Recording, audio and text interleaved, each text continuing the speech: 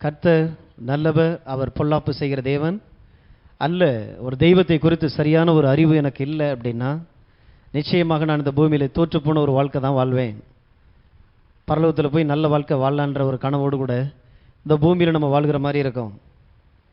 ஆகையினால தான் தேவன் சுகத்தை விரும்புகிற தேவன், வியாதி தேவனிடத்திலிருந்து வருகிறது அல்ல அப்படிங்கிறத பார்த்து கொண்டு வருகிறோம். இந்த சுகமாக இருக்கிறவங்களுக்கு சுகத்தோட அருமை தெரியாது பாருங்க.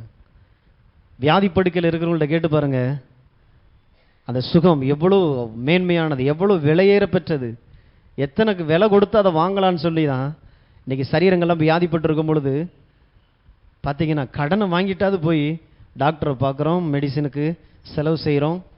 ஏன்னா சுகம் தேவை, அதை சம்பாதிக்கிறோம்.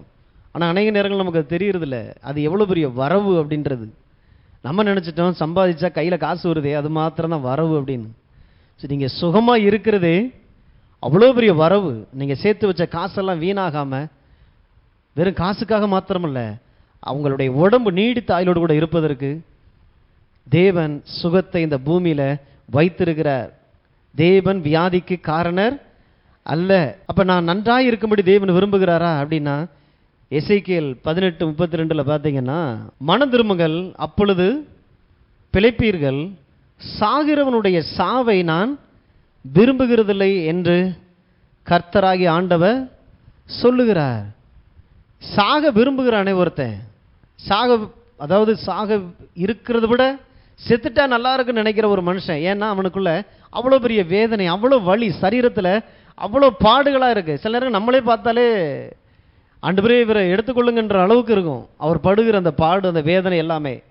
ஆனால் ஆண்டவர் எப்படி பார்க்குறாராம், அவன் மனம் திரும்பும் பொழுது ஏதோ ஒரு பாவத்து நிமித்தமாக அல்லது ஏதோ ஒரு வாழ்வியல் தவறான ஒரு வாழ்வியல் முறையின் நிமித்தமாகவோ கீழ்ப்படியாமை நிமித்தமாக தன்னை உண்டாக்கின தேவனோடு கூட ஒரு உறவு இல்லாத ஒரு காரணத்தினால மனிதர்கள் பாவத்துக்குள்ளாக, பாவத்து நிமித்தமாய் வியாதிக்குள்ளாக கடந்து போகிறாங்க. அப்போ வியாதி வந்தாலே பாவமாக நினைக்கிறது இல்லை, பாவத்தின் மூலமாக தான் இந்த வியாதி இந்த உலகத்துக்குள்ளே பிரவேசித்தது. இன்னைக்கு பாவம் செய்யாதவர்களையும் தேவனுடைய பிள்ளைகளையும் விசுவாசிகளை கூட இன்னைக்கு இந்த வியாதி தொட்டு பார்க்குது. அப்போ இந்த வியாதிக்குள்ளே இருக்கும்போது ஒரு மனிதனுடைய மனநிலை எப்படி இருக்கணும்னா, நான் சாகும்படி தேவன் விரும்பலை. சாகிறவனுடைய சாவை விரும்பாத தேவன், அவன் பிழைத்திருக்கும்படி விரும்புகிற தேவன், அவன் நன்றாயிருக்கும்படி விரும்புகிற தேவன். ஸோ அப்படிப்பட்ட இயேசுவை நம்ம ஆராதித்து கொண்டிருக்கிறோம். இயேசு அப்படின்னா ஏதோ சிலுவையில் அறையப்பட்டு தொங்கப்பட்ட ஒரு ஏதோ ஒரு சுரூபத்தை பார்க்கறது இல்லை. இயேசுன்னா அவருடைய இருதயத்தை பார்க்க பழகணும். அப்போ தான் நம்மளால் இந்த பூமியில் கிறிஸ்தவ வாழ்க்கை வாழ முடியும். அப்போ தேவன் தன்னுடைய எண்ணங்களை, உணர்வுகளை தன்னுடைய வார்த்தையின் மூலமாக இந்த பூமியில் நமக்கு எழுதி கொடுத்திருக்கிறார். என்னுடைய ஆவி, என்னுடைய ஆத்துமா, என்னுடைய சரீரம் எல்லா ரீதியிலும் நான் நன்றாய் இருப்பதை விரும்புகிற தேவனாய் இருக்கிறார். ஆகையினால தான் இந்த இயேசுவுக்கு நம்முடைய வாழ்க்கையை அர்ப்பணிக்கிறது ரொம்ப ரொம்ப அவசியம். எல்லாம் நான் நம்புகிறேங்க, எல்லாமே எனக்கு சாமி தாங்க. நம்ம இங்கே சாமியை பற்றி பேசலை. என்னை உண்டாக்கின சிருஷ்டிகர் ஒரே ஒருத்தர், அவர் இயேசுவாய் இருக்கிறார். ஆமென். நம்மை படைத்த தேவன் நம்மை சிருஷ்டித்து பாதுகாத்து, நான் தப்பு செய்த போது, நான் தவறி விழுந்த பொழுது எனக்காக தன்னைத்தானே அழித்து கொண்டு கடைசி சுற்று இரத்தத்தையும் சிந்தி என்னை விடுதலை ஆக்கும்படியாக அவ்வளவு பாடுகளை பட்டிருக்கிற அந்த தேவனுடைய அன்பு இந்த காலை வேளையில் நம்மோடு கூட சொல்லுகிறது, நீ எனக்குரியவன், நீ எனக்குரியவளாக இருக்கிறாய், உன்னை நான் எதற்காக நான் உன்னை விட்டு கொடுக்க மாட்டேன். நினைக்கலாம் அநேக நேரங்களில் தேவனுடைய வார்த்தை நம்மளை துரத்தி வந்துக்கிட்டே இருக்குது. நம்ம மனது கடினப்பட்டுக்கிட்டே திரும்ப போகுது, ஓடிக்கிட்டே இருக்குது. அவர் சொன்னதை பாரி செய்வோம், இவர் சொன்னதை போல செஞ்சிருவோம், இங்கே போனால் நல்லா நடந்துடும், அங்கே போனால் நல்லா நடந்துருன்னு சொல்லி நம்மளை நாமளே ஏமாற்றி கொண்டுட்டு இருக்கிறோம். ஆனால் தீர்வு வரவே இல்லை. எல்லா பக்கம் போயிட்டு வந்தாச்சு, கிழக்க போயாச்சு, மேற்க போயாச்சு, பூமியில் ஆழத்துக்குள்ளே இறங்கிட்டு வந்தாச்சு, எல்லா புண்ணிய ஸ்தலங்களுக்கும் போயிட்டு வந்துட்டேன். வாழ்க்கை மாறவே இல்லை. மாற்றங்களை உண்டு பண்ணுகிற தேவன் ஒருவர் இருக்கிறார். உன் பாரங்களை எல்லாவற்றையும் என் மீது வைத்து விடுன்றாரு. நான் உன்னை விசாரிக்கிற தேவன், உன் கவலைகள் பாரங்கள் எல்லாவற்றையும் என் மீது வைத்து விடு, நான் உனக்கு இளைப்பாறுதல் தருகிறேன், நீயும் உன் சந்ததிக்கு நன்றாக இருக்கக்கூடிய காரியங்களை சிலுவையில் நான் உனக்காக செய்து முடித்திருக்கிறேன்.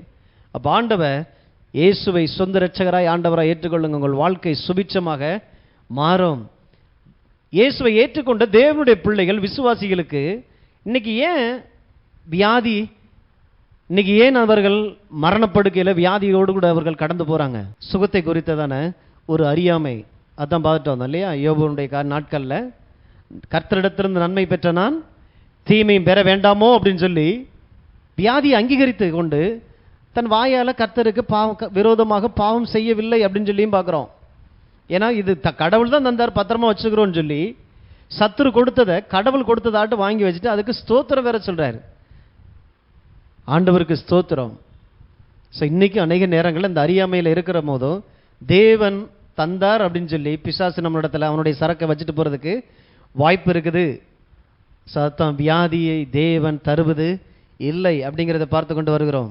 வியாதியை தந்து ஆண்டவர் யாரையும் சிற்றிக்கிறவரும் அல்ல.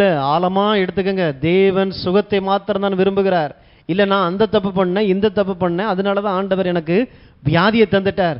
உங்க சரீரத்தில் இருக்கிற வியாதிக்கும் தேவனுக்கும் துளி அளவும் சம்பந்தம் இல்லை. இதே போலதான் எல்லா ரீதியிலும் தரித்திரமா இருக்கட்டும், குறைவா இருக்கட்டும், உங்களை வேதனைப்படுத்துகிற எப்படிப்பட்ட காரியமா இருக்கட்டும், தேவனோடு கூட இணைந்து இருந்து அந்த காரியங்களை நீங்கள் ஜெயிக்கும்படியாகவே ஆண்டவர் தன்னுடைய வார்த்தையை அனுப்புகிறார், அறிவை அனுப்புகிறார், வெளிச்சத்தை அனுப்புகிறார். வியாதியில் இருக்கிற ஒரு மனுஷன் என்ன செஞ்சிருவான்? எதுவுமே செய்ய முடியாது. எதிர்காலத்தை குறித்து திட்டமிட முடியாது, தன் பிள்ளைக்குண்டான காரியங்களை செய்ய முடியாது, கடவுளை முதல்ல ஆராதிக்க முடியாதே. அதுவே சத்துருக்கு எவ்வளவு பெரிய வெற்றி இல்லையா? உங்களை வியாதி படுக்கையில் போட்டாலே கடவுளை நீங்க ஆராதிக்க கூட முடியாது. சுயமா உங்களால் ஒரு காரியத்தை சிந்திச்சு செய்யக்கூட முடியாது. பாருங்க, யாராவது ஒருத்தருடைய உதவி அந்த இடத்துல தேவைப்படும். அந்த அளவுக்கு நம்மளை முடமாக்க முடியும் வியாதி. நம்ம வியாதியை பத்தி தியானிக்க வரல, தேவன் தந்திருக்கிற சுகம். பழைய ஏற்பாட்டில் தேவன் தன்னை வெளிப்படுத்துகிறார். நானே உன் பரிகாரியாகிய கர்த்தர், நானே உன் பரிகாரியாகிய கர்த்தர். முக்காலத்திலும் இன்னைக்கு இயேசு இல்லை அப்படின்றதுனால இயேசு உயிர்த்தெழுந்து பரமேறி போயிட்டார்.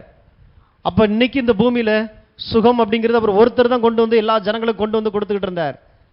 ஆனா ஆண்டவர் சொல்லுகிறார், நானே அப்படின்னா எக்காலத்திற்கும் முக்காலத்திற்கும், கடந்த காலம், நிகழ்காலம், எதிர்காலம், எல்லா காலத்திற்கும் நானே உன் பரிகாரி. பரிகாரி நான் தான் உன்னுடைய டாக்டர். அந்த வியாதியை அழிக்கக்கூடிய மருத்துவராக நானாகவே உனக்காக இருக்கிறேன். நானே உன் பரிகாரியாகிய கர்த்தர். பழைய ஏற்பாட்டில் தேவன் தன்னை அப்படி வெளிப்படுத்தினார். புதிய ஏற்பாட்டில் என்ன ஆயிடுச்சு?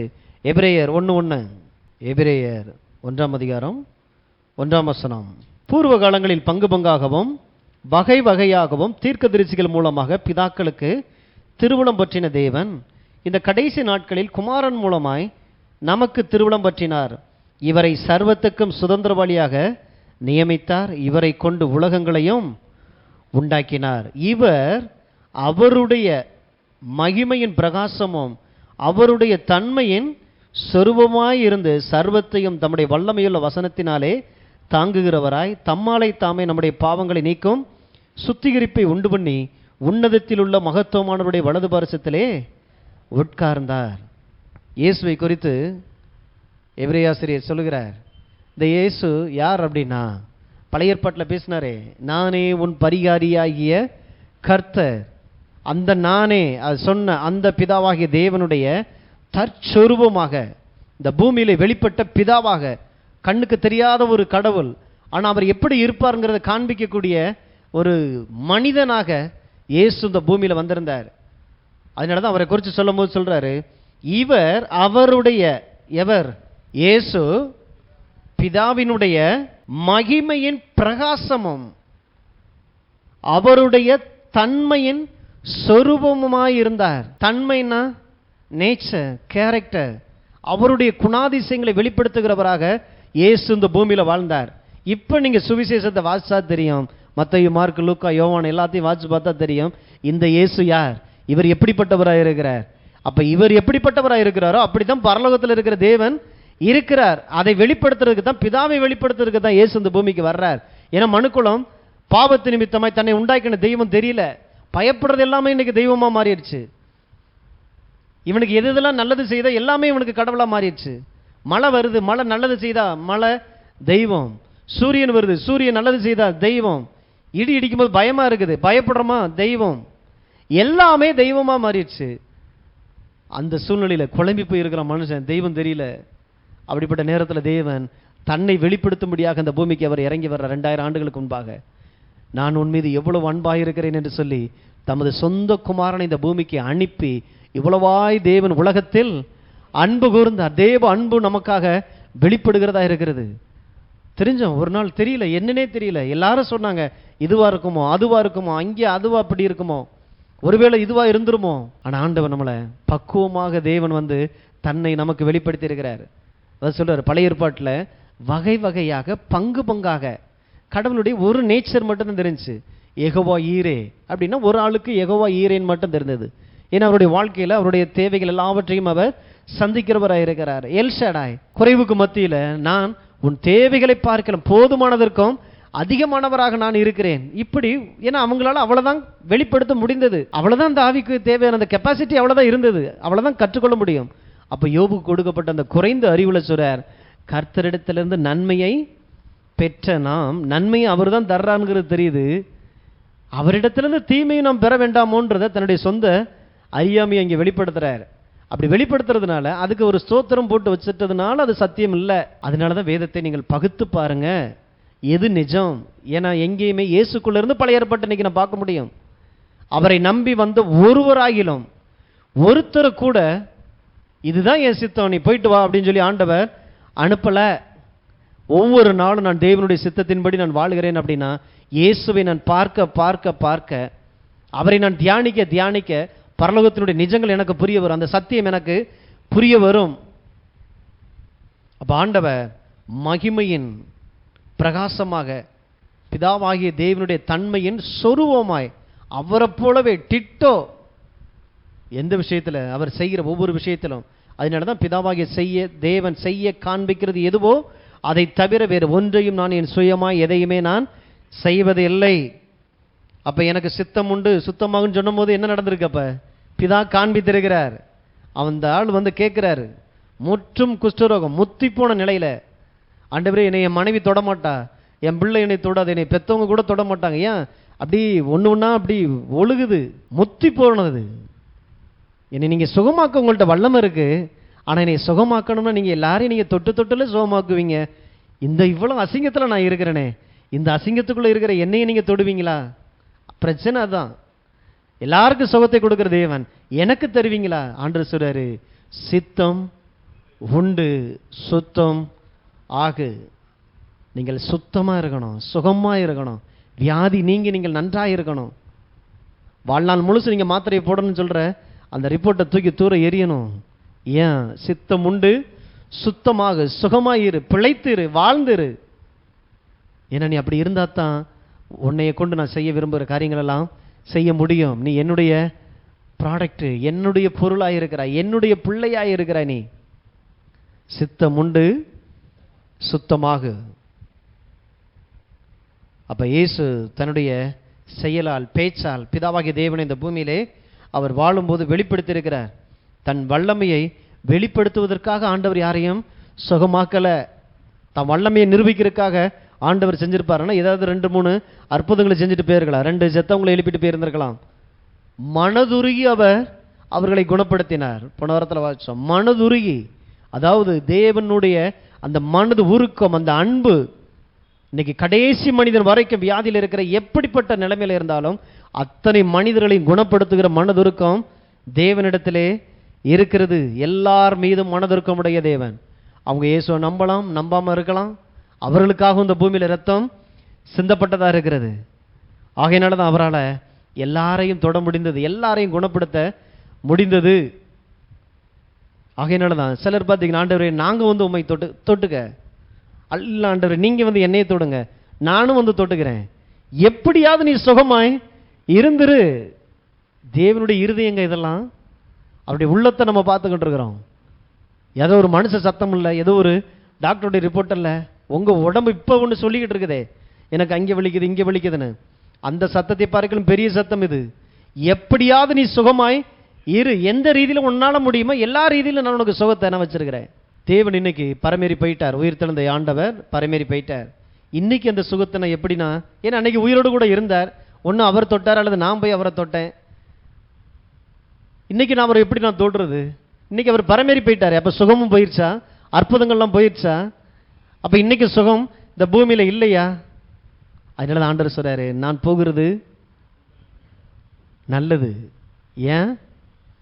பரிசுத்த ஆவி உங்களிடத்திலே வருவார். வாசிங்க யோவான் 14, யோவான் 14 12. மெய்யாகவே மெய்யாகவே நான் உங்களுக்கு சொல்லுகிறேன், நான் என் பிதாவின் இடத்திற்கு போகிறபடியினால் என்னை விசுவாசிக்கிறவன் நான் செய்கிற கிரியைகளை தானும் செய்வான், இவைகளை பார்க்கலும் பெரிய கிரியைகளையும் செய்வான். நீங்கள் என் நாமத்தினால் எதை கேட்பீர்களோ குமாரனில் பிதா மகிமைப்படும்படியாக அதை செய்வேன். என் நாமத்தினால் நீங்கள் எதை கேட்டாலும் அதை நான் செய்வேன். சொல்லிட்டு வரும்பொழுது தான் தொடர்ந்து பார்த்தீங்கன்னா பரிசுத்த ஆவியை குறித்தும் அவர் பேசுகிறார். என்ன சொல்றார்?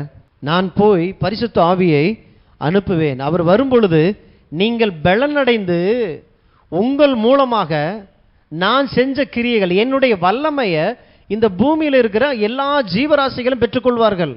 அதுக்கு தான் தேவன் சீசர்களை ஏற்படுத்தினார். அந்த சீசர்களை அபிஷேகிக்கிறார். இந்த அபிஷேகம் எதற்குன்னா, நான் அபிஷேகம் பண்ணப்பட்டேன்னு சொல்றதுக்கு இல்லை. இந்த அபிஷேகம் இயேசுனுடைய வேலையை இந்த பூமியில் செய்யக்கூடிய பொறுப்பை கொண்டு வருகிறது. இன்னைக்கு அபிஷேகம்னா தேவனுடைய ஆற்றல், தேவன் ஒரு காரியத்தை செய்யும்படி எனக்கு கொடுத்திருக்கிற அந்த வேலையை செய்ய தேவனால் எனக்கு கொடுக்கப்பட்டிருக்கிற ஆற்றல், பலன், சக்தி, இதுக்கு பேர் தான் அபிஷேகம். அபிஷேகம்னா நான் மற்றவங்க பேசாத ஒன்று நான் பேசுறேன்னு சொல்லிட்டு அந்நிய பாஷையை பேசிட்டு நான் பெரிய பரிசுத்தவான பக்தியான ஆளுன்னு சொல்லி காட்டுறதில்ல. இறங்கி காரியங்களை செய்வதற்காகத்தான் தேவன் அபிஷேகிக்கிறார். உலகத்திலே இப்ப நான் இல்லை, நான் பரலோகத்திலே பிதாவினுடைய வலது பாரசத்தில் வீற்றிருக்கிறேன். ஆனா என் வேலை நின்றக்கூடாது, என் ஊழியம் நின்றக்கூடாது. அதனாலதான் சொல்றார், மெய்யாகவே மெய்யாகவே சத்தியமா சத்தியமா சொல்றேன், என்னை விசுவாசிக்கிறவன் நான் செய்த என்ன செய்தேன், தெருவோரத்தில் இருக்கிற தேடி தேடி போய் பார்த்து பார்த்து நன்மை செய்கிறவராய் சுற்றி திரிந்தார். பிசாசின் வல்லமையில் அகப்பட்ட யாவரையும் குணமாக்கி கொண்டிருந்தார். அந்த குணமாக்குகிற அந்த வரத்தை என்னை விசுவாசிக்கிறவன் செய்வான். ஊழியக்காரன் மாத்திரமல்ல, வரம் பெற்ற ஐயா மாத்திரமல்ல, அத்தனை விசுவாசிகளும், என்னை விசுவாசிக்கிற அத்தனை பேரும் அதை செய்வார்கள். நான் செய்ததை பார்க்கலும் அதிகமான காரியங்களையும் செய்வார்கள். அதிகமான சுகத்தை இங்கே கொடுப்பாங்க. இயேசுடைய நாட்களில் கொரோனா வரல, இப்படி கொத்து கொத்தா சாகல.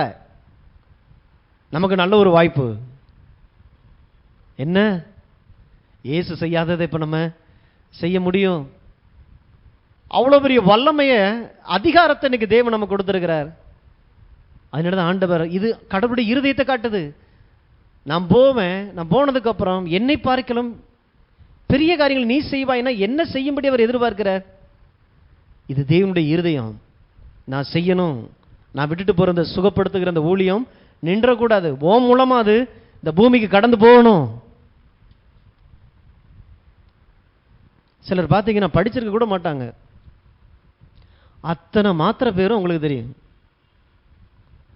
நமக்கே தெரியாது. எல்லா மாத்திரை பேரும் தலைவலியா இதை போடுங்க, காய்ச்சலா இதை போடுங்க, சுகரா இதை போடுங்க, ப்ரெஷரா இதை போடுங்க. ஏங்க நீங்கள் ஏதாவது நீட்டு எதுக்காவது போயிட்டு வந்துருக்கிறீங்களா? அவ்வளோ எக்ஸ்பர்ட்டாக இருப்பாங்க. வியாதி பேரை சொல்கிறது என்ன, அந்த மெடிக்கல் டேர்ம்லேயே பேசுவாங்க பார்த்துருக்கீங்களா? நமக்கு ஒன்றுமே புரியாது. அதில் நாலேஜ் அதிகமாக இருக்கும், தப்பு இல்லை. ஆனால் அதுதான் பெரிய அறிவு நினச்சிட்டு பிடிச்சிட்டு இருக்கக்கூடாது. அது டாக்டர் பேசுனா அது வேற. படிப்பறிவு இல்லாத ஒருத்தருக்கு இவ்வளோ பெரிய அறிவு வருமானால் அப்போ அவர் எவ்வளோ ஆழமாக அதை தியானித்து உள்ளே இறங்கி போயிட்டு வந்திருப்பார்.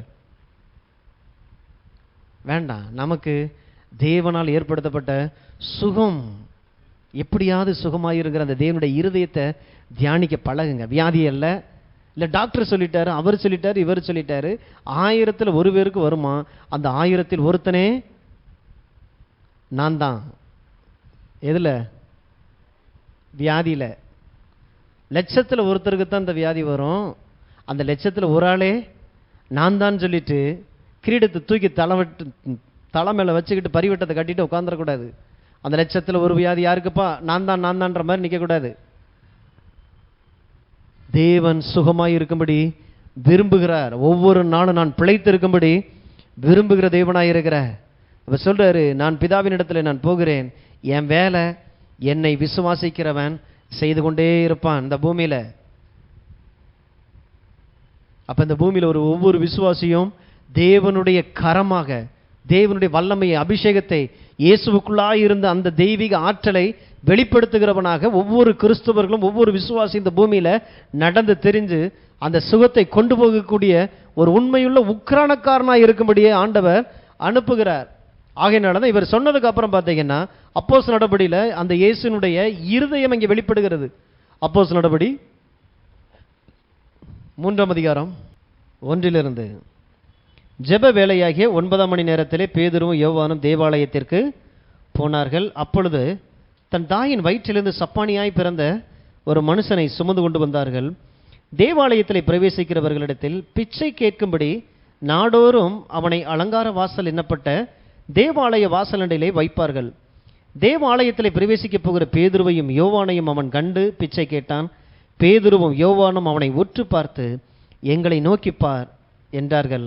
அவன் அவர்களிடத்தில் ஏதாகிலும் கிடைக்கும் என்று எண்ணி அவர்களை நோக்கி பார்த்தான். அப்பொழுது பேதுரு, வெள்ளியும் பொன்னும் என்னிடத்தில் இல்லை, என்னிடத்தில் உள்ளதை உனக்கு தருகிறேன், நசரேயனாகிய இயேசு கிறிஸ்துவின் நாமத்தினாலே நீ எழுந்து நட என்று சொல்லி வலது கையினால் அவனை பிடித்து தூக்கிவிட்டான். உடனே அவனுடைய கால்களும் கரடுகளும் பலன் கொண்டது. அவன் குதித்து எழுந்து நின்று நடந்தான். நடந்து குதித்து தேவனை துதித்து கொண்டு அவர்களுடனே கூட தேவாலயத்திற்குள் பிரவேசித்தான். அவன் நடக்கிறதையும் தேவனை துதிக்கிறதையும் ஜனங்கள் எல்லோரும் கண்டு, தேவாலயத்தின் அலங்கார வாசலண்டையில் பிச்சை கேட்க உட்கார்ந்திருந்தவன் இவன்தான் என்று அறிந்து அவனுக்கு சம்பவித்ததை குறித்து மிகவும் ஆச்சரியப்பட்டு பிரமித்தார்கள். ஒரு சம்பவத்தை பார்க்குறோம். இயேசு இல்லை, இன்னைக்கு இயேசு பரமேறி போயிட்டார். இன்னைக்கு பார்த்தீங்கன்னா சீசர்கள் மாத்திரம்தான் இருக்கிறாங்க. ஆனால் இயேசு சொன்ன அந்த வார்த்தை அவருடைய இருதயம், நான் போனாலும் இந்த ஊழியம் நடந்துக்கிட்டே இருக்கு, நான் இருந்தால் என்ன செஞ்சிருப்பனோ அதை நீங்கள் கட்டாயம் என்னை விசுவாசிக்கிற நீங்கள் செய்யணும். அப்போ இவங்க வழக்கம் போல் தேவாலயத்துக்குள்ளே வர்றாங்க. ஒரு நாள் வழக்கம் போல் அவரும் பிச்சை கேட்கறதுக்கு வந்து உட்காந்துருக்கிறார். அன்னைக்கு பேதுருக்குள்ளே இருந்து ஒரு பார்வை ஆவியானவர் ஏவி விடுறார். ஏன் இவனை குணமாக்கக்கூடாது?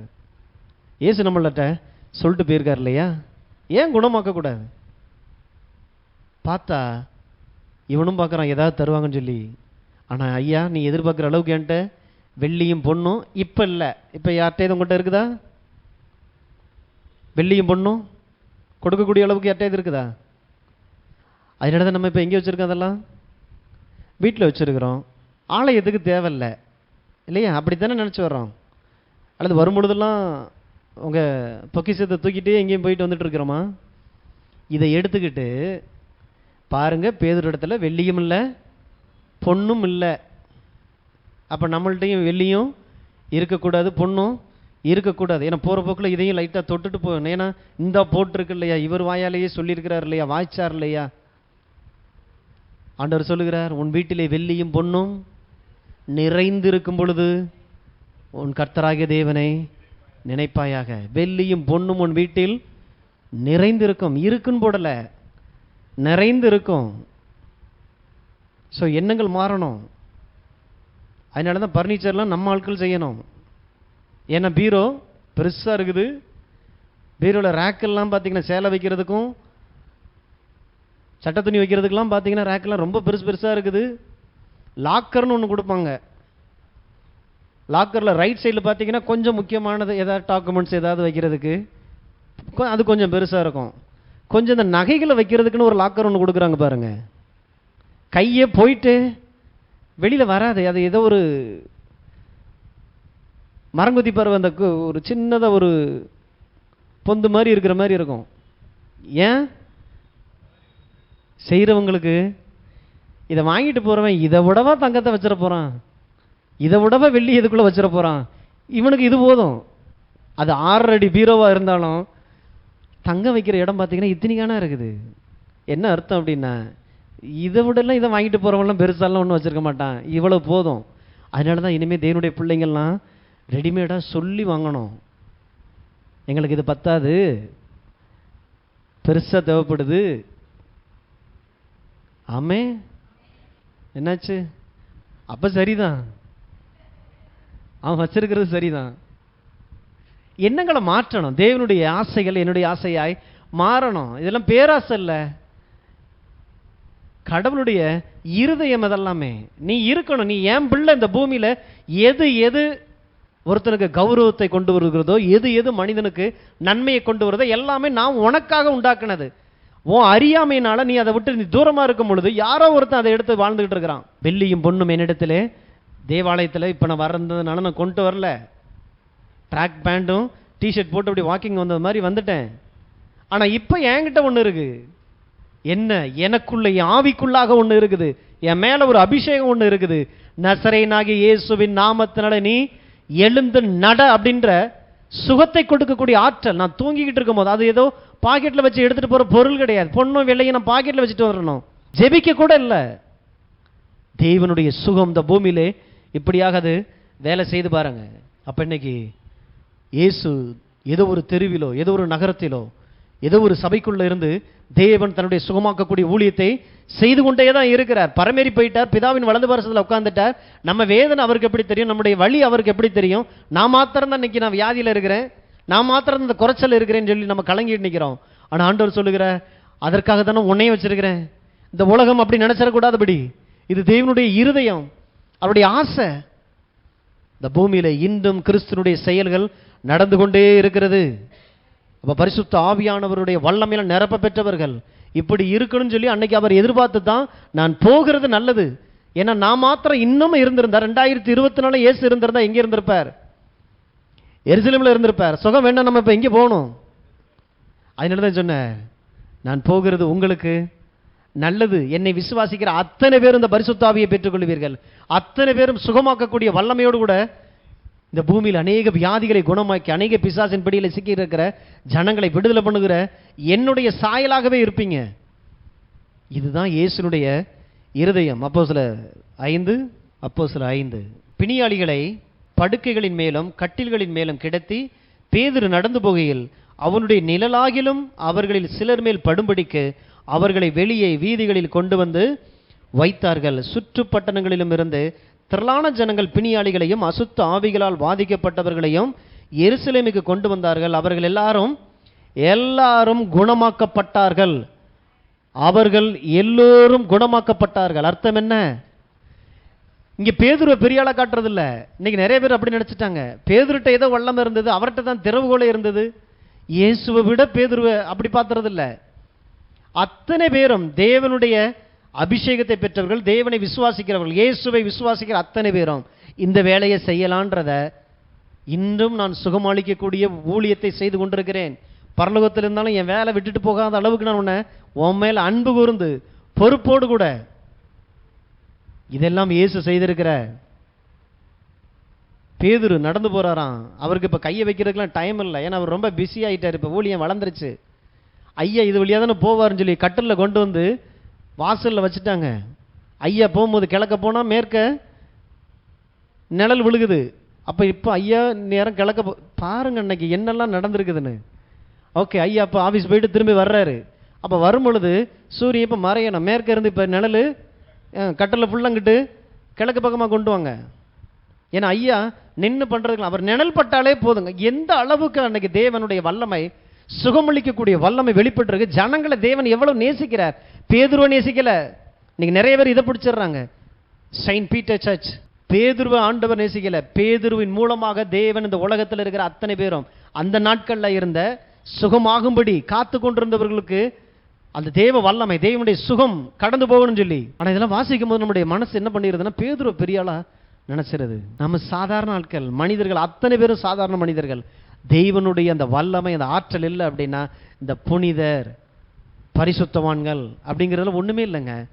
இயேசுடைய ரத்தம் இல்லை அப்படின்னா யாருமே ஒண்ணுமே இல்லை. இதே பேதுரு கொஞ்ச நாளைக்கு முன்னால பார்த்தீங்கன்னா இதே இயேசுவை எனக்கு யாருனே தெரியாதுன்னு சொல்லி மறுதளிச்சுட்டு ஓடுனாள். அப்படிப்பட்ட மனிதனுக்கு தேவன் திரும்பவும் அதே ஸ்தானத்தை கொடுத்து, தன்னுடைய வல்லமையை கொடுத்து, எவ்வளவு பெரிய பொசிஷனை கொடுத்துட்டு போறாரு. என்னை நேசி, என் ஆடுகளை மெய்.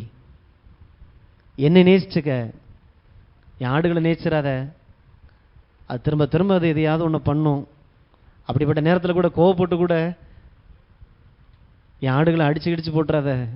ஏன்னா என் ஆடுகளை நேசிச்ச அப்படின்னா கர்த்தர் தசமம் போல உன் கையை ஒடிப்பார், ஆக்சிடென்ட் ஆக்குவார்ன்ட்டு எதையாவது ஒன்று நீ சொல்லி போடுவ. அப்படி பண்ணிடாத ஐயா. என்னை மாத்திரம் நேசி, உன் தேவையெல்லாம் நான் பார்த்துக்கிறேன். என்னை நேசி, ஆனால் எனக்காக என் ஆடுகளை மேய்த்துக்கோள். ஏன்னா நான் இருக்கிற வரைக்கும் நான் மேய்ச்சிக்கிட்டு இருந்தேன், என் ஸ்தானத்தில் அன்னைக்கு நான் உன்னை வச்சுட்டு போகிறேன். எவ்வளோ பொறுப்பான ஒரு தகப்பனாக இருக்கிற. அப்போ இன்றைக்கும் ஆண்டவர் உங்களை விட்டு கொடுக்காதவ. இன்றும் ஆண்டவர் உங்களோடு கூட இருக்கிற.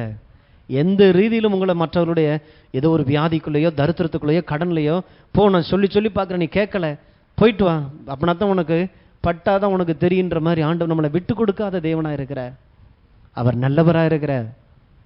பேதுருடைய நிழல்பட்ட இடங்களில் வியாதியஸ்தர்கள் எல்லோரும், ரட்சிக்கப்பட்டவன் ரட்சிக்கப்படாதவன் யாராக இருக்கட்டும், ஐயா வேதனையில் இருக்கிறேன், நீ யாரு, என்ன கோலம் என்ன கோத்திரம் அதெல்லாம் இல்லை. வியாதியில் இருக்கிறியா, நீ வியாதியில் இருக்கக்கூடாது. ஏன்னா இந்த சரீரம் இயேசுவுக்கு சொந்தமானது. உண்டாக்குனவர் சொல்லிட்டு போயிருக்கிறார். இந்த சரீரத்தினுடைய ஓனர் சொல்றார், அது வியாதியில் இருக்க கூடாது. வியாதியை அனுபவிக்கும்படி இந்த சரீரம் உண்டாக்கப்படலை.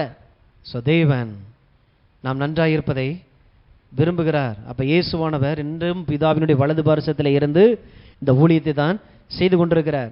அடுத்து பார்த்தீங்கன்னா தேவன் பல நாமங்களில் தன்னை வெளிப்படுத்தினார். மீட்பின் நாமங்கள்னு சொல்லி ஒரு 7 நாமங்கள் உண்டு. யெகோவா, யெகோவான் போட்டு பழைய ஏற்பாட்டில் வரும். யெகோவா ஷம்மா அப்படின்னு என்ன அர்த்தம்? தேவன் உன்னோடு கூட இருக்கிறார். யெகோவா ஷாலோம், சமாதானத்தின் தேவனாக இருக்கிறார். யெகோவா ரூவா, தேவனினுடைய மேய்ப்பராக இருக்கிறார். யெகோவா ஈரே, தேவனின் தேவைகள் எல்லாவற்றையும் சந்திக்கிறவர், முன்கூட்டியே ஆயத்தப்படுத்தியிருக்கிறார். யெகோவா நிசி, தோற்று போகக்கூடிய இடங்களில் கூட தேவன் எனக்கு ஜெயம் கொடுக்கிற தேவனாக இருக்கிறார். யெகோவா சிட்கேனோ, தேவனினுடைய நீதியாக இருக்கிறார். இப்படி பல நாமங்களில் தேவன் தன்னை வெளிப்படுத்தினவர். மீட்பின் நாமங்கள், அதாவது மீட்கப்பட்டவர்களுக்கென்று தேவன் இப்படிப்பட்ட நாமங்களில் தன்னை வெளிப்படுத்துகிறார். பழைய ஏற்பாட்டில் பார்த்தீங்கன்னா யாத்திராமத்தில் இந்த மீட்பினுடைய கிரியைகள் நடந்தது. ஆட்டுக்குட்டியினுடைய இரத்தத்தினாலே அவர்கள் மீட்கப்பட்டு இயேசுக்கு அடையாளமாய் மீட்கப்பட்டவர்கள் எப்படிலாம் இருப்பார்கள் என்பதை தேவன் அன்னைக்கு நிழலாட்டமானை காட்டி கொடுத்தார். அப்போ தேவன் இதெல்லாம் மீட்கப்பட்டவர்களுக்கு உண்டான அந்த ஆசீர்வாதம். யெகோவா ஈரே, தேவைகள் வரும் பொழுது பயம் வருது, நான் மீட்கப்பட்டிருக்கிறேன், தேவன் எனக்கு என்னவாக இருக்கிறார். இப்போ தேவன் என்ன செஞ்சுக்கிட்டு இருக்கிறார்? ஏற்கனவே அவர் ஆயத்தப்படுத்தி இருக்கிறார். யெகோவா ஈரே, யெகோவா சிட்கேனு, தேவனுடைய நீதியாக என்னை மாற்றி இருக்கிறார். நான் மீட்கப்பட்டிருக்கிறேன். நான் இப்போ பாவி அல்ல. பிசாசினுடைய கடந்த காலத்தை வச்சு வச்சு இப்படியே என்னை குற்றப்படுத்திக்கிட்டே இருக்கலாம். நான் மீட்கப்பட்டவனாக இருக்கிறேன். யெகோவா சிட்கேனு,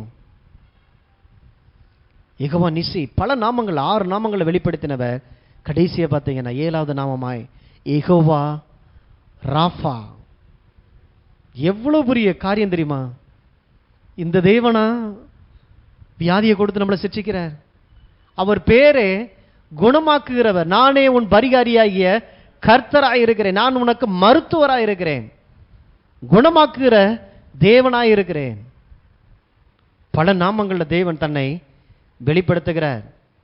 அப்ப இன்னைக்கு மீட்பின் மூலமாக இயேசு இந்த நாமங்களுக்கு சொந்தக்காரராய் இருக்கிறார். அத்தனை நாமங்களுக்கு சொந்தக்காரராய் இயேசு இருக்கிறார். அப்ப இன்னைக்கு தேவன் தன்னுடைய இருதயத்தை எப்படி வெளிப்படுத்துகிறார்? நான் செய்ததையும் என் பிள்ளைங்க செய்வாங்க. நான் என்ன பண்ணேன்? மனதுருகி ஓடி ஓடி போய் தெரு ஓரத்தில் கிடக்கிறவங்க, நம்பிக்கையற்று இருக்கிறவங்க, ஒதுக்கப்பட்டவர்கள் வியாதியினால, இதுக்கு மேலே இது பிழைக்காது, இதை வீட்டுக்குள்ளே வச்சுருந்தோம்னா எவ்வளோதான் செலவு பண்ணுறது அப்படின்னு ஒதுக்கப்பட்ட நிலையில் இருக்கிற அப்படிப்பட்ட மனிதர்களை நான் ஓடி ஓடி போய் சுகமாக்கினேன். என் பிள்ளை என்னை விசுவாசிக்கிறவனும் அதை போய் செய்வான். மார்க் 16 இன்னைக்கு எனக்கு வியாதி இல்லைங்க, அதனால எனக்கு இந்த செய்தி தேவையில்லைங்கன்னு சொல்லி தள்ளிட்டு போகிறதில்ல. இது ஏதோ வியாதி வந்தவர்களுக்காக பேசுகிற காரியம் இல்லை. வியாதியே வராமல் இருக்கணும், அதுக்காக ஆவியானவர் பேசுகிறார். உங்கள் மூலமாக அநேக சுகமாக்கப்படணுங்கிறதுக்காக ஆவியானவர் பேசிக்கிட்டு இருக்கிறார். லூக்கா 16:15 பின்பு அவர் அவர்களை நோக்கி, நீங்கள் உலகமெங்கும் போய் சர்வ சிருஷ்டிக்கும் சுவிசேஷத்தை பிரசங்கியுங்கள்.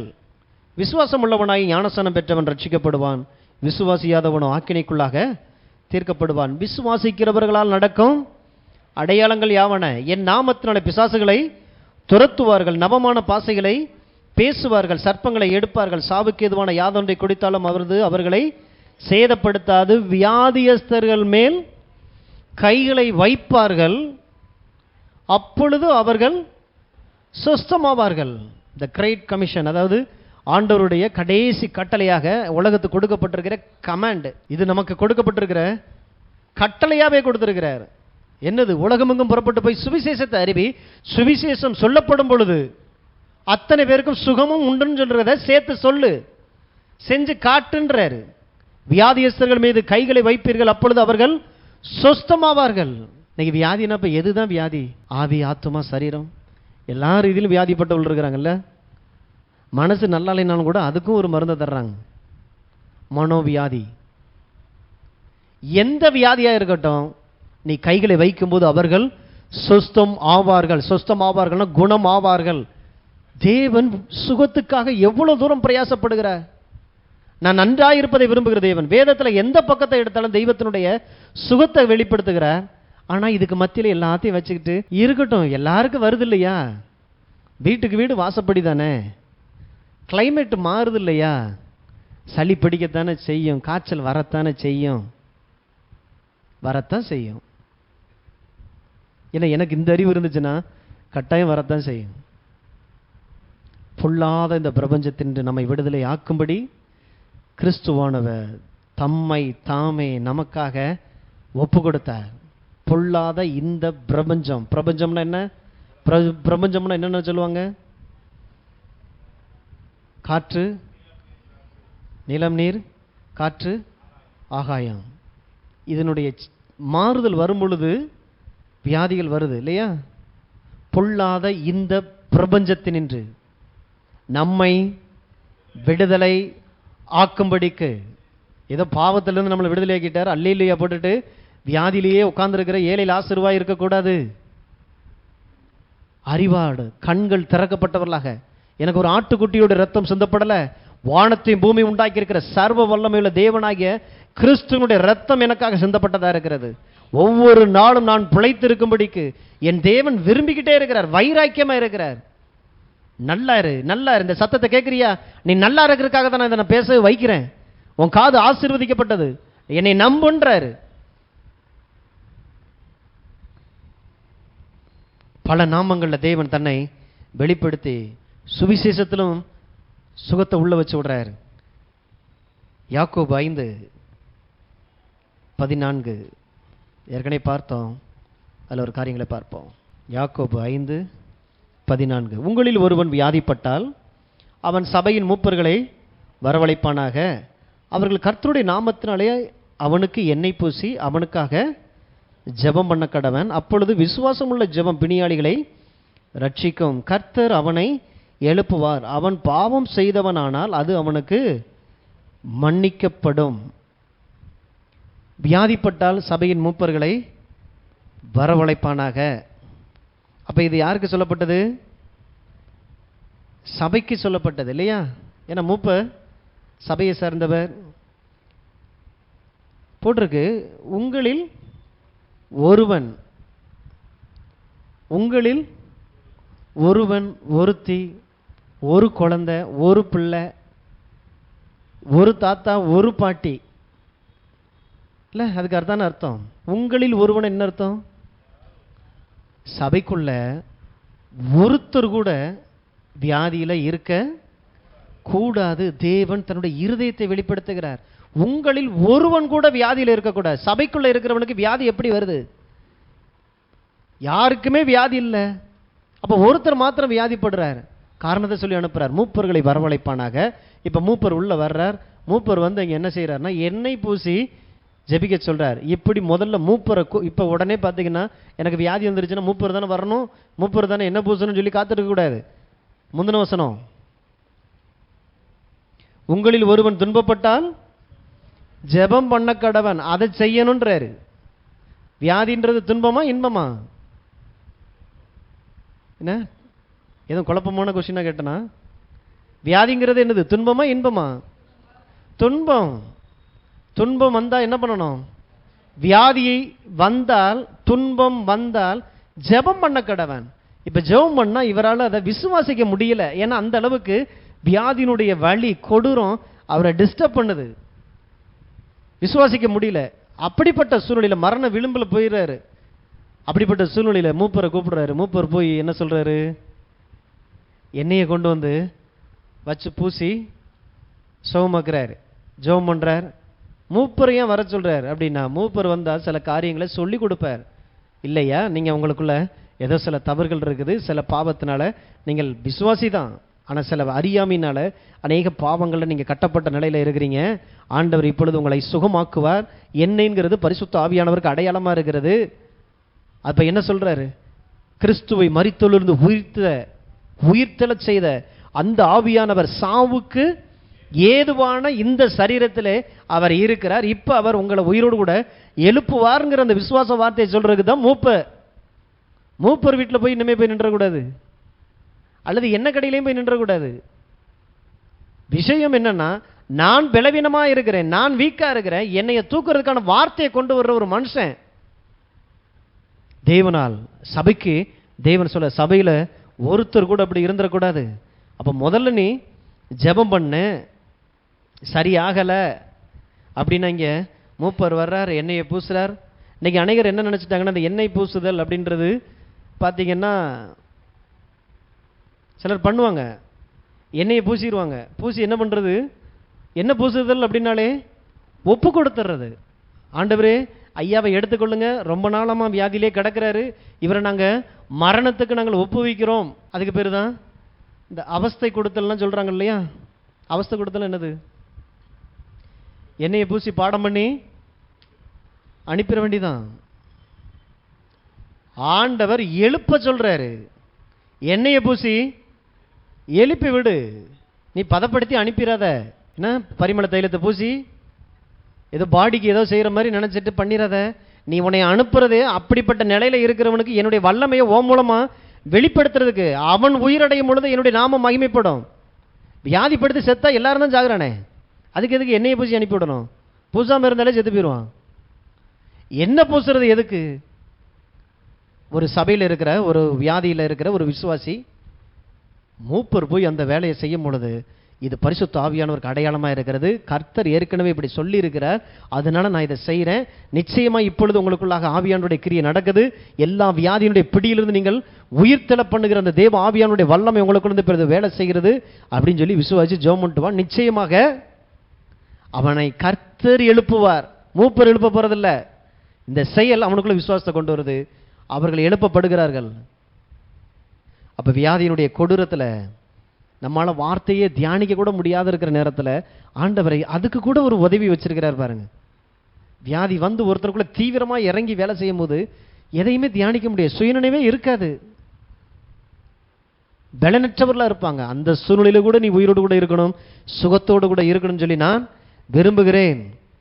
அப்போ எப்படியாவது பிசாசின் பிடியிலிருந்து நீ விடுதலையாகி சுகமாகிறது தான் தேவனுடைய நோக்கம் அப்படிங்கிறத அறிந்து கொள் அப்படிங்கிறதுக்கு இதெல்லாம் ஆண்டவர் எழுதி வச்சிருக்கிறார். அப்போ வியாதிப்பட்டால், உங்களில் ஒருவன் வியாதிப்பட்டால் அதிலே கிடந்து செத்துப்போ. உங்களில் ஒருவன் வியாதிப்பட்டால் அதிலேயே கிடந்து தியானிச்சு மரணத்தை எதிர்பார்த்தே போய் சேர்ந்துரு, பரலோகத்துக்கு வந்து சேர்ந்துருன்னு சொல்லல. வியாதிப்பட்டால் வியாதியிலேருந்து எந்திரிச்சிருன்றாரு. வியாதியிலே கடந்துராத. எபேசிய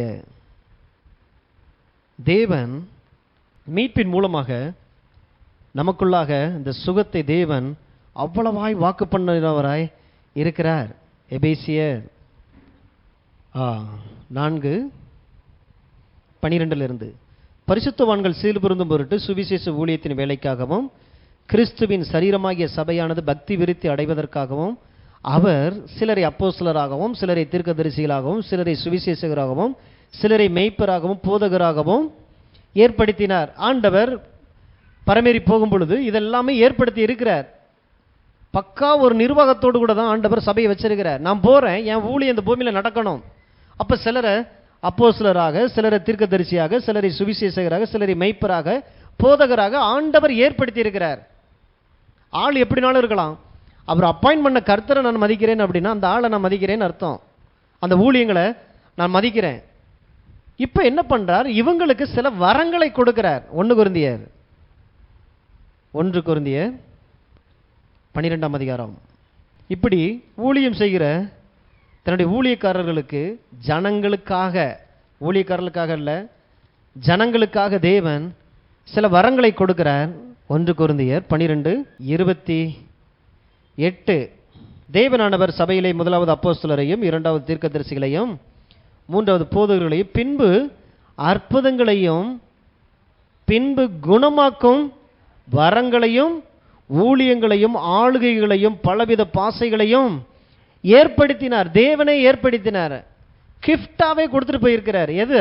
அற்புதங்களையும் குணமாக்கும் ஊழியங்களை தேவன் இன்னைக்கு கொடுத்துட்டு போயிருக்கிறார். நீங்கள் சுகமாய் இருப்பதை தேவன் விரும்பலைன்னா எதுக்குங்க இவ்வளவு பிரயாசப்படணும்?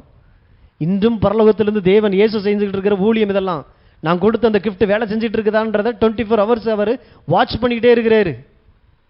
ஆகையினால தான் அந்த தேவனை நம்ம ஆராதிக்கும் போது துதிக்கும் போது தேவனுடைய இருதயம் தெரியணும். வேதத்தை தியானிக்கும் போது இதெல்லாம் கடவுள் நான் நன்றாக இருப்பதற்காக. ஏன்னா நீங்கள் நல்லா இருந்தால் தான் அவருக்காக ஓட முடியும். அவர் சொன்ன வேலையை உங்களால் செய்ய முடியும். 38 வருஷம் பெதஸ்தா குளத்தில் படுத்த மாதிரி படுத்தே கிடக்கிறோம். பிள்ளைங்க எல்லாருக்கும் பார்த்தீங்கன்னா ஒரு திருப்தி, எங்கள் அப்பா போய் சேர்ந்துட்டார். என்ன எவ்வளோ வச்சு பார்க்க முடியுமோ அவ்வளோ நாங்கள் வச்சு பார்த்துட்டோம், அதனால நாங்கள் திருப்தியாக நாங்கள் அனுப்பிட்டோம். நீங்கள் திருப்தி அடைஞ்சிங்க, உங்கள் அப்பாவை உண்டாக்குனவர் அங்கே திருப்தியாக இருக்கிறாரா? 38 வருஷம் அந்த இயேசுவை வந்து ஆள் சந்திக்கவே இல்லை. பெதஸ்தா குளத்தில் அடக்கம் பண்ணுறதுக்கு பாடியை வாங்கிட்டு போய் தானே பெற்றவங்க எல்லாரும் பிள்ளைங்கெல்லாம் அடக்கம் பண்ணியிருப்பாங்க. அவரால் எங்களுக்கு எந்த நன்மையும் இல்லை. ஆனால் 38 வருஷம் கிடையாக கிடந்தார். ஏதோ எங்களால் முடிஞ்சதை நாங்கள் திருப்தியாக பார்த்து அனுப்பி வச்சுட்டோம். திருப்தியாக பார்த்து அனுப்பி வைக்கிறதுக்கு ஆண்டவர் வியாதியை கொடுக்குறாரு. ஆண்டவர் முதல்ல வியாதியை தர்றதில்லை, 38 வருஷம் படுக்கையில் வைக்கிறதும் இல்லை. இது தேவ சித்தமே இல்லாத ஒரு காரியம் உங்கள் வாழ்க்கையில் நடக்குமானால் எதிர்த்து நில்லுங்க, சந்தேகப்படுங்க முதல்ல அந்த வியாதியை குறித்து. நான் என்னங்க செய்வேன், வந்துருச்சு இல்லையா என் தலை விதி, நான் ஆடாத ஆட்டமா ரொம்ப நான் ஆடிட்டேன், அதனால தான் ஆண்டவர் என்னை படுக்கையில் போட்டார். உங்களை விட ரொம்ப ஆடினவரெல்லாம் ஆண்டவர் பார்த்து இன்னைக்கு எழுப்பிலாம் ஓட விட்டுட்டு இருக்கிறாரு. நினச்சிக்கிறது நான் தான் ரொம்ப ஆடினேன் அதனால தான் நான் படுத்துட்டேன். பரவாயில்ல, படுத்துட்டேன்ற அந்த நம்பிக்கையை காட்டலாம். ரொம்ப நான் ஆடிட்டேன் ஆண்டவரே என்னை மன்னிங்கன்னா அது மனம் திரும்பினா சாகிறவனுடைய சாவை விரும்பாத தேவன். அவன் பிழைத்திருக்கும்படி கர்த்தர் உதவி செய்கிறார்.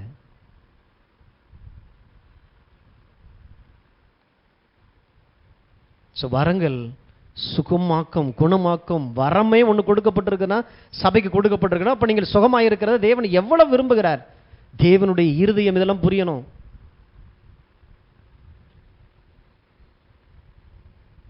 அப்ப பரமேறிய கிறிஸ்து சுகமாகுதல் பூமியில் எந்த விதத்திலும் தடைபடாதபடிக்கு நான் வந்துட்டேன். ஆனால் சுகமாகுதல் தடைபடாதபடி இவ்வளவு வேலைகளை ஆண்டவர் செஞ்சு வச்சிருக்கிறார்.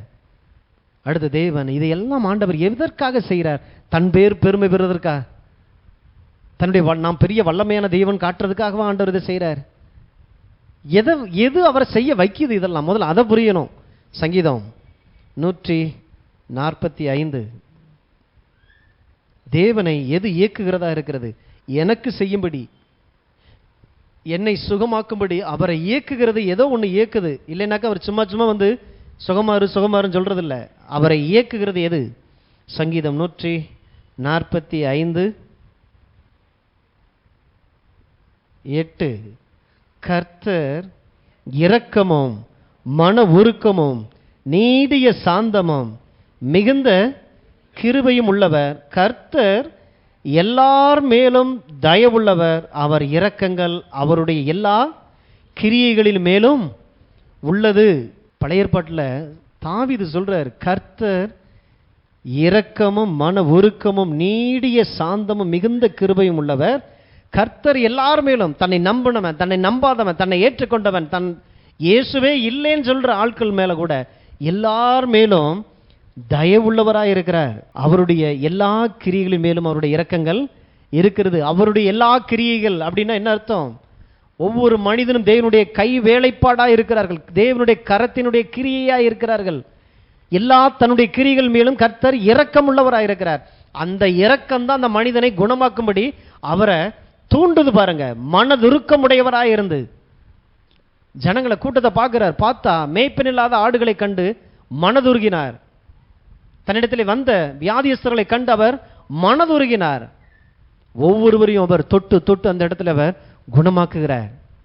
அப்போ அவரை உங்களுக்காக இன்னைக்கு அவரை இயங்க வைக்கிறது எது? தேவனுடைய இரக்கம், உங்களை குறித்து தேவன் வைத்திருக்கிற அன்பு.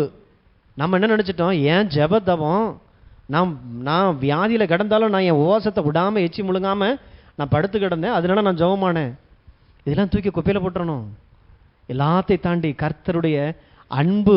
எத்தனை பேர் இன்னைக்கு உங்களை விட இன்னைக்கு ஜெப தவத்தில், இன்னைக்கு தவத்திலேயே உட்கார்ந்துருந்துலாம் ஜீவ சமாதி அடைந்தவர்களாக எத்தனையோ பேர் இருக்கிறாங்க. அப்படியே நம்ம அடைஞ்சு உட்காந்துட்டோம். ஜீவ சமாதினா என்னது? உயிரோட உங்களை உள்ள அப்படியே இறக்கி உட்கார வச்சிடுறது. ஆண்டவர் சொல்ற, நீ ஒண்ணுமே செய்யாத இருக்கும் போது, இன்னும் சொல்ல போனா எனக்கு விரோதமாய் நீ வாழ்ந்து கொண்டிருக்கும் போதே உனக்காக நான் இவ்வளோ காரியங்களை நான் நன்மையாக, நீ எப்படி என் பிள்ளை வருவான், கரெக்டாக அந்த கெட்டகுமாரன் வரும்பொழுது அவனுக்கு ஃபிட்டாக இருக்கும்படி எப்படி அந்த ட்ரெஸ்ஸு இருந்தது, அவன் மோதிரம் கரெக்டாக அவனுக்கு, ஏன்னா அண்ணனும் தம்பியும் ஒரே சைஸாக இருந்திருப்பாங்க. ஆனால் இவனுக்குன்னு எப்போ அது செய்யப்பட்டது அந்த மோதிரம்? சரி, அதுதான் பரவாயில்ல. பாதரட்சை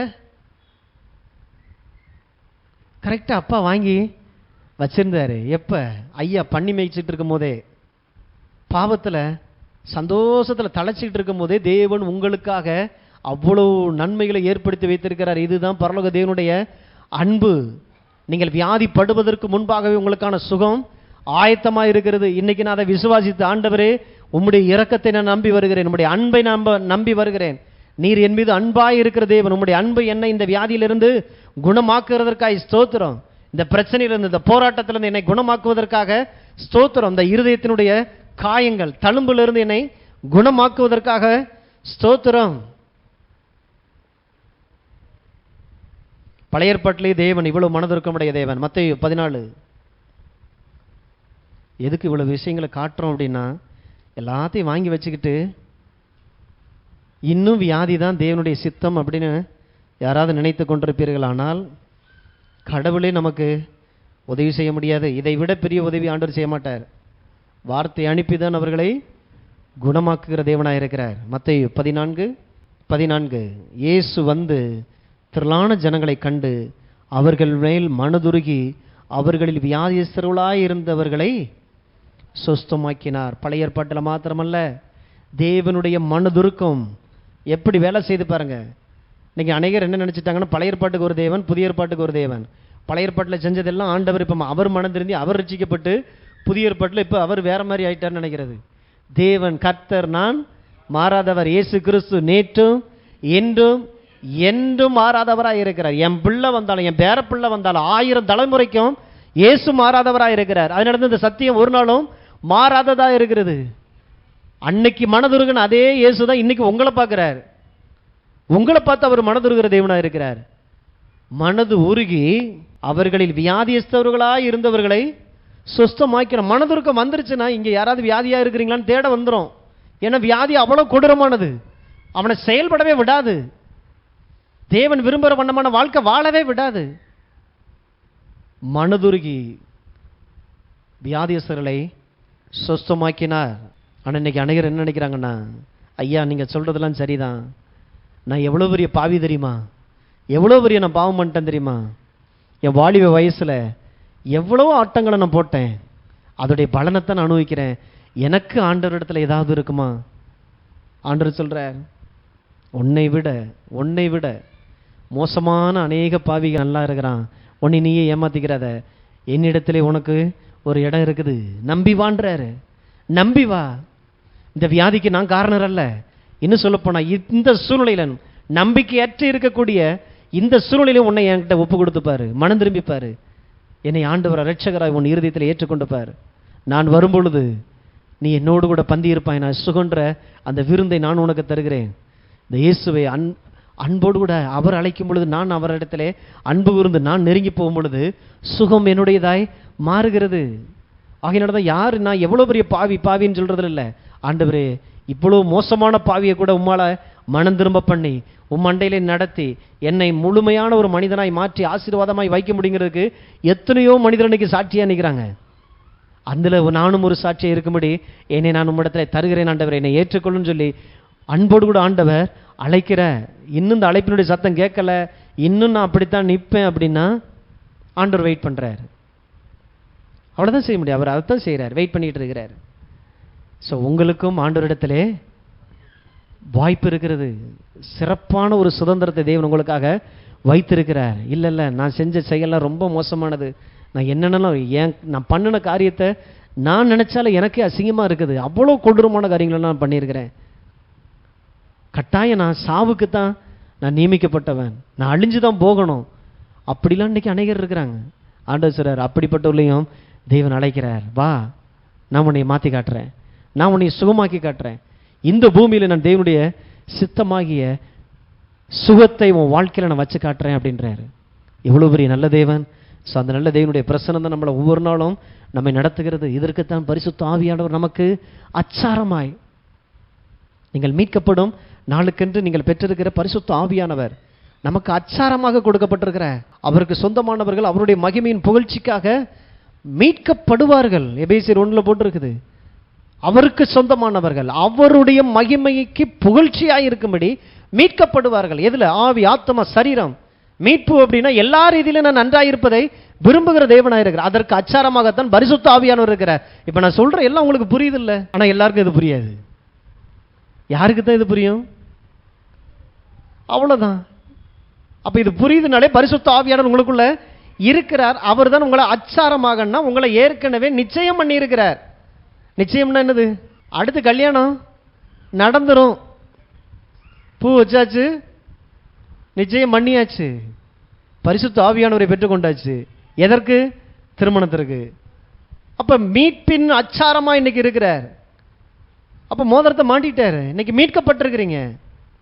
அழியாமை, சாகாமை எல்லாவற்றையும் நான் அடையும் வரை இந்த பூமியிலே அதனுடைய பரலோகத்தினுடைய முன் ருசியை நான் இங்கே அனுபவிக்கும்படி என் சரீரத்தில் வியாதி இல்லாத ஆரோக்கியமான ஒரு சரீரத்தோடு கூட இந்த பூமியில இருப்பது தான் தேவனுடைய சித்தமாக இருக்கிறது. அப்ப நான் மருந்து சாப்பிடக்கூடாதா? அப்ப நான் வியாதிப்படக்கூடாதா? அப்ப வியாதி வந்துருச்சு அப்படின்னு உடனே குற்ற உணர்வுக்குள்ள போயிடக்கூடாது. இது எனக்குள்ள இருக்கக்கூடாது, இப்ப இருக்குது. இந்த வார்த்தைகளை நான் தியானிச்சு, இந்த வார்த்தைகளை நம்பி, தேவனுடைய அன்பை நம்பி நான் இவைகளை எதிர்த்து நிற்க போறேன். அவ்வளவுதான் நான் செய்ய வேண்டியது. வீட்டில் பூரா வந்துருச்சு, என்ன பண்றோம்? வந்துருச்சு, போய் ஒரு கூட்டம் கட்டிக்கிட்டுன்னா விடுறோம், அல்லது இது தேவ சித்தமான கேட்டுட்டு இருக்கிறோம். வரக்கூடாதுன்ற அறிவு நல்லா இருக்கிறதுனால வந்தா என்ன பண்றோம்? ஏதோ ஒரு செருப்பு எடுக்கிறோம், ஏதோ ஒரு விளக்கமரம் எடுக்கிறோம். அதைத்தான் ஆண்டவர் சொல்றார், வியாதி வந்தாலும் அப்படி ஒரு செருப்பு எடுங்க, விளக்கமரம் எடுங்க, வெறுத்து தள்ளுங்கன்றாரு. உங்க சுகர் எவ்வளவு இருக்கு, எங்க பிரஷர் எவ்வளவு இருக்கு? சுகரை இப்ப இவங்க சொத்தா மாறுது. எனக்கு சுகர், ஏன் காய்ச்சல்? வெறுக்கப்பட வேண்டிய காரியம். அந்த சுகருக்கு அந்த பிளட்டை கொடுத்துட்டு அந்த மானிட்டர்ல அந்த கண்ணு பார்க்கும் பாருங்க, அடிச்சுக்கவே முடியாது. அந்த தியானம் வார்த்தைக்குள்ள இருந்துச்சுன்னா பிளட்டும் தேவையில்லை, மானிட்டரை பார்க்க வேண்டிய அவசியமும் இல்லை. என்ன வரப்போகுது, என்ன வரப்போகுது, என்ன வரப்போகுதுன்னு அந்த மானிட்டரில் அப்படி பள்ளிச்சுன்னு ஒன்று காட்டினோன்னா இங்கே ஒன்று பல்லு இழிக்கும் அல்லது சுருங்கும். அதை நம்பியே நம்ம அழைக்கப்பட்டிருக்கிறோம். இருக்குதா? Okay, no problem. இயேசுனுடைய மாம்சமும் அவருடைய ரத்தம் எனக்குள்ள இருந்து வேலை செய்து நான் என்னில் நானே ஜீவனுடையவனாய் இருக்கிறேன். ஏன்னா நான் நித்திய தேவனுடைய ஜீவனை பெற்றவனாய் இருக்கிறேன். பிதாவாகிய தேவன் தம்மில் தாமே ஜீவனுடையவராய் இருக்கிறது போல குமாரனும் தம்மில் தாமே ஜீவனுடையவராய் இருக்கும்படி அருள் செய்திருக்கிறார். 1 யோவான்ல போட்டிருக்குது, நீங்கள் இப்பொழுது நித்திய ஜீவனை பெற்றவர்களாக இருக்கிறீர்கள். இது குமாரன் ஜீவனை உடையவராய் இருக்கிறார் என்பதற்கான சாட்சியாக இருக்கிறது. உங்களுக்குள்ள இருக்கிற ஜீவன் குமாரன் எப்படி சாட்சியா குமாரன் ஜீவனாய் இருக்கிறார் என்பதற்கான சாட்சியே நீங்கள் ஜீவனோடு கூட இருக்கிறது தான். ஒரு மானிட்டர் என்னை பயப்படுத்த கூடாது, என்னை அதைரியப்படுத்த கூடாது. இருக்குதா? காட்டுது. ஓகே, அது இருக்கிறத காட்டுது. இல்லாதவைகளை இருக்கிறவைகள் போல் அழைக்கிற தேவன் இப்ப எனக்குள்ள இருக்கிறார். இல்லாத சுகத்தை நான் அழைக்கிறேன். இன்சுலினை இயேசுவின் நாமத்தினால ஒழுங்காக சுரப்பதாக தடைகள் எல்லாமே அழிக்கப்படணும். பிசாசினுடைய கிரியைகள் இப்படிதான் அழிக்கப்படணும். சரீரம் கர்த்தருக்குரியது, கர்த்தரும் சரீரத்துக்குரியவர். அதை எப்படி பார்க்கணும்னு அவருக்கு தெரியும். அதனாலதான் பாவத்துக்கு ஒப்பு கூடாதீங்க. இது வேசித்தனத்துக்குரியது அல்ல, இது பிசாசினுடைய வேலைகளை செய்வதற்காக இதை ஒப்பு கொடுக்காதீங்க. கோபம், எரிச்சல்.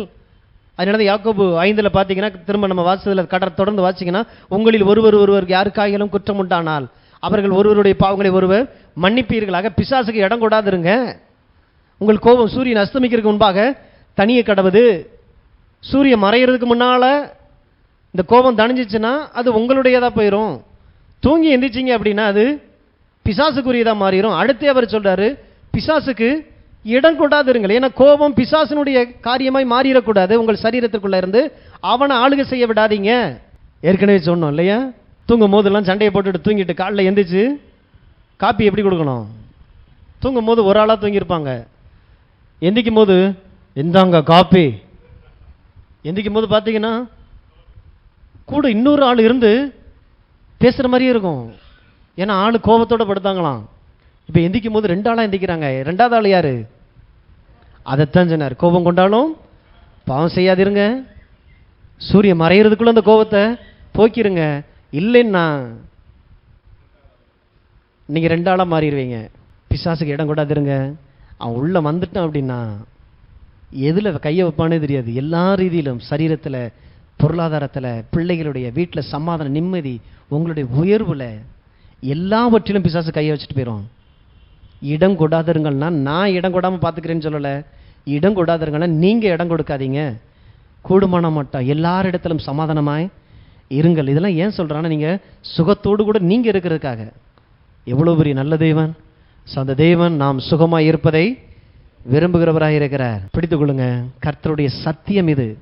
இது ஏதோ ஒரு மாறிப்போக்கூடிய ஒரு உண்மை அல்ல. உண்மைனா இன்னைக்கு இருந்து நாளைக்கு மேற ஒன்று போயிடும். சத்தியம் நித்தியத்திற்குமானது. நாம் போய் யார் வந்தாலும் இதைத்தான் சொல்லி ஆகணும். ஏன்னா இதுதான் தேவனுடைய இருதயம். ஸோ இந்த இருதயத்தை பிடிச்சுக்கங்க. ஆண்டவரே, நான் சுகமாக இருக்கும்படி நீர் விரும்புகிறீர், உமக்கு ஸ்தோத்திரம். நம்ம எல்லாரும் எழுந்து நிற்போம். ஹல்லேலூயா. இன்றும் அந்த யெகோவா ராஃபா நம்மத்திலே இருக்கிற அந்த தேவனுடைய கரத்திற்குள்ளாய் நாம் இருக்கிறோம். கர்த்தர் நாம் சுகமாய் இருக்கும்படி அவர் விரும்புகிற தேவன் என்பதை ஒவ்வொரு நாளும் உங்கள் வாழ்க்கையில் நிரூபித்துக் கொண்டே இருக்கிறார். ஆண்டவரே, வியாதிப்படாத இந்த நாளுக்காக உமக்கு ஸ்தோத்திரம். நான் சுகமாய் இருக்கிறேன், அதற்காக உமக்கு ஸ்தோத்திரம். ஏன்னா இதுக்கு பின்பாலாக நீங்கள் சுகமாக இருக்கிறதுங்கிறது, நான் எந்த கெடுதலும் பண்ணலை, நான் எதுவும் நான் சாப்பிடலை, நான் எந்த தண்ணி அடிக்கலை, நான் சிகரெட் குடிக்கலை, அதனால சுகமாக இருக்கிறேன். இல்லை இல்லை, இது எதுவுமே செய்யாத நிறைய பேர் எல்லா வியாதியிலும் படுத்து கிடக்கிறாங்க. நான் சுகமாய் இருப்பதை விரும்புகிற தேவன், பரலோகத்திலே பிதாவின் வலது பாரசத்தில் இருந்து அன்றாடம் எனக்காக இவ்வளவு வேலைகளை செய்கிறவர், வரங்களை அனுப்பி, வார்த்தைகளை அனுப்பி, ஊழியர்களை அனுப்பி என் சுகத்தை ஒவ்வொரு நாளும் கட்டவிழ்த்துக்கிட்டு இருக்கிற தேவன். ஆண்டவரே, பரலோகத்தில் போனாலும் உங்களுடைய சுகமாக்குதல் அந்த ஊழியம் இன்னும் நின்று போகல, வரமாகவே இன்னைக்கு நீர் கொடுத்திருக்கிறீர், உமக்கு ஸ்தோத்திரம்.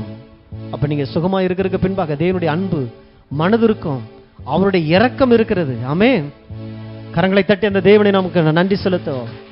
ஹல்லேலூயா. நன்றி ஆண்டவரே. நம்ம எல்லாரும் அறிக்கை செய்வோம். இயேசு என் பரிகாரியாய் இருக்கிறார். அவர் என் அப்பத்தையும் தண்ணீரையும் ஆசீர்வதித்து வியாதியை என்னிலிருந்து விலக்கி இருக்கிறார். நான் குணமாய் இருக்கும்படி அவர் என் அக்கிரமங்களை எல்லாம் மன்னித்து என் வியாதிகள் எல்லாவற்றிலிருந்து என்னை குணமாக்கி என்னை அழிவின் குழியிலிருந்து மீட்டெடுத்து நன்மையினால் என் வாயை திருப்தி ஆக்கி இருக்கிறார். என் வயது திரும்ப வாழ வயது போல ஆகும். இன்றும் இயேசு என் பரிகாரியாய் இருக்கிறார். இயேசு நேற்றும் இன்றும் என்றும் மாறாதவர். பரிசுத்த ஆவியானவரால் எனக்கு இவைகளை விளக்கி காண்பித்துக் கொண்டிருக்கிறார். என் சுதந்திரத்தின் அச்சாரமாக ஆவியானவர் இருக்கிறார். சுகம், ஆரோக்கியம், அழியாமை, சாவாமை, அவைகளின் முன் ருசியை இப்பொழுது நான் அனுபவித்துக் கொண்டிருக்கிறேன். தேவனே அதை எனக்கு தருகிறவராயிருக்கிறார். ஹல்லேலூயா. ஒவ்வொரு நாளும் கன்ஃபஸ் பண்ணுங்க, அறிக்கை பண்ணுங்க, கர்த்தர் நமக்கு என்னவாக இருக்கிறார். ஜெயிப்போம். தகப்பனே, நன்றியோடு கூட துதிக்கிறோம். ஒரு தெய்வத்தினுடைய சத்தம் எங்களுக்காக புறப்பட்டு வந்திருக்கிறதே. நாங்கள் எல்லா ரீதியிலும் சுகமாய் இருப்பதை விரும்புகிற தேவன், இந்த கால வேளையிலே ஆண்டவரே, உம்முடைய பிள்ளைகளா எங்களுக்கு நீ பாராட்டின கிருபை பெரிதாய் இருக்கிறது. இதற்காக ஸ்தோத்திர ராஜா. கேட்கிற இந்த காதுகள் பாக்கியம் உள்ளதா இருக்கிறது. ஆண்டவரே, உம்முடைய சுகத்தை நாங்கள் பார்த்து கொண்டிருக்கிறோமே, ஒவ்வொரு நாளும் எங்கள் சரீரத்தில் நாங்கள் அனுபவித்துக் கொண்டிருக்கிறோமே, உமக்கு நன்றி செலுத்துகிறோம். பரலோகத்தில் வீற்றிருக்கிறவர் நீரே எங்கள் பரிகாரியாய் இருந்து சும்மாக்குற அந்த ஊழியத்தை எப்பொழுது நீர் எங்களுக்காய் செய்து கொண்டிருக்கிறீரே, உம்மை நன்றியோடு கூட துதிக்கிற ராஜா. இயேசுவின் நாமத்தினால் இந்த சத்தத்தை கேட்கிற ஒவ்வொரு பிள்ளைகளையும் ஆண்டவரை ஆசீர்வதிக்கிறோம். சுகம் உண்டாவதாக. சரீரத்தில் இருக்கிற எல்லா மரணத்தின் வல்லமையிலிருந்து விடுதலை ஆக்கப்படுவார்களாக. ஆண்டவரே, அவர்கள் சாகாமல் பிழைத்திருந்து நித்தியத்திற்கு புண்ணியங்களை சொல்லி வரும்படியாய் ஒவ்வொருவரையும் மாற்றித் தரும்படி நான் ஜெபிக்கிறேன், ஆசீர்வதிக்கிறேன். ஆண்டவரே, நன்மையும் கிருபையும் மாத்திரம் உடைய பிள்ளைகளை தொடரட்டும். பெரிய காரியங்களை செய்யுங்க. இயேசுவின் நாமத்தில் பிதாவே, ஆமென்.